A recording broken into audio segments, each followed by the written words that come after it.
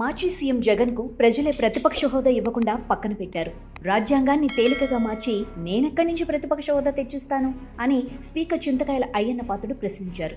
తూర్పుగోదావరి జిల్లా అనపర్తి మండలం పెడపర్తిలోని పార్వతీ రామలింగేశ్వర స్వామి ఆలయంలో సోమవారం నిర్వహించిన రుద్రయాగం, నవచండీ యాగంలో కుటుంబంతో కలిసి పాల్గొన్న ఆయన మీడియాతో మాట్లాడారు.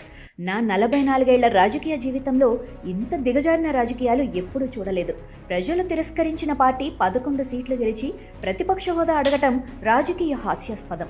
రాష్ట్ర అభివృద్ధికి విశాఖపట్నంలో గూగుల్ డేటా సెంటర్ స్థాపన జరిగితే గర్వించాల్సింది పోయి దానిపైన విమర్శలు చేయటం వారి స్వభావాన్ని చూపిస్తోంది. రాష్ట్రం మళ్లీ రాక్షసుల పాలనలోకి వెళ్లిపోకుండా శివయ్య కటాక్షం ఉండాలని ప్రార్థించాను అని అయ్యన్నపాత్రుడు అన్నారు.